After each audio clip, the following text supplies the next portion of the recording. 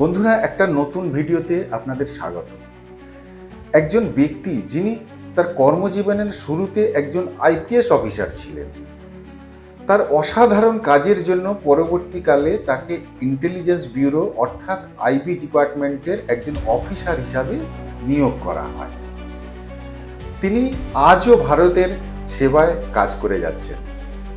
এই ব্যক্তি যখন আইবি ডিপার্টমেন্টের একজন অফিসার ছিলেন, তার জীবনের অধিকাংশটাই তিনি একজন স্পাই অর্থাৎ গুপ্তচর হিসাবে কাজ করেছেন, অর্থাৎ ভারতের একজন গুপ্তচর হিসাবে কাজ করেছেন।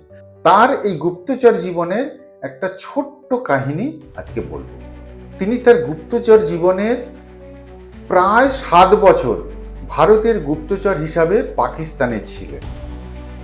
একদম পুরো দস্তুর মুসলমান, মুসলিমদের ট্র্যাডিশনাল জামা কাপড়, লম্বা লম্বা দাড়ি, মাথায় টুপি পরে একজন মুসলিম সেজে সেখানে তিনি প্রায় 7 বছর ছিলেন। শুধু তাই না, মুসলিমদের মতো উর্দু বলাও তিনি শিখেছিলেন। তো একদিন কি হয়েছিল, একদিন নামাজ শেষ করে তিনি লাহোরের একটি মসজিদ থেকে বেরিয়ে আসেন। সেই সময় একজন বয়স্ক পাকিস্তানি মৌলানা এসে তার রাস্তা আটকান এবং ওই ব্যক্তিকে জিজ্ঞাসা করেন, তুমি কি হিন্দু? তখন ওই ব্যক্তি উত্তর দেন, না আমি মুসলিম। সেই মৌলানা তখন আবার তাকে বলেন, না তুমি হিন্দু।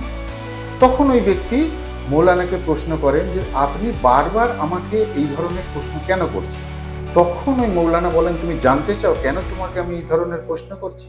বলে মৌলানা ওই ব্যক্তিকে জোর করে মসজিদ থেকে একটু দূরে একটি ছোট্ট ঘরে নিয়ে গিয়ে ঢোকান এবং ভেতর থেকে দরজা বন্ধ করে দেন এবং তাকে প্রশ্ন করেন, তুমি কি হিন্দু? তখন ওই ব্যক্তি আবার উত্তর দেন, না আমি মুসলিম। তখন ওই মৌলানা আবার বলেন, না তুমি হিন্দু।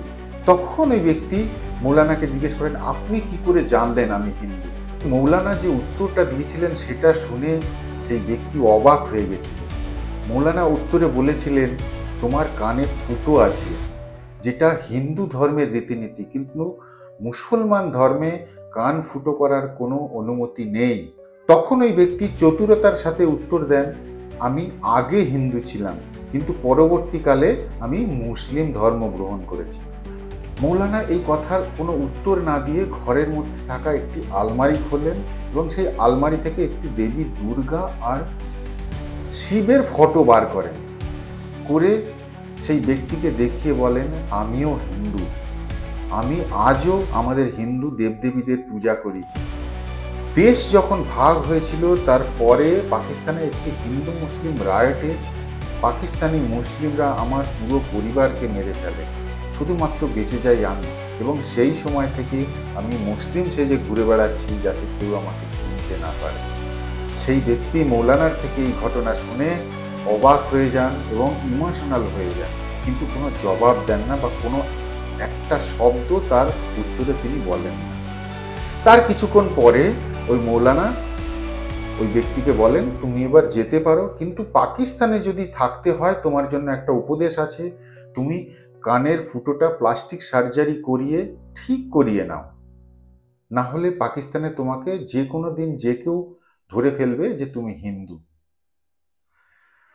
ওই ব্যক্তি ওই উপদেশ শুনে কোনো কথা না বলে ঘর থেকে বেরিয়ে যান।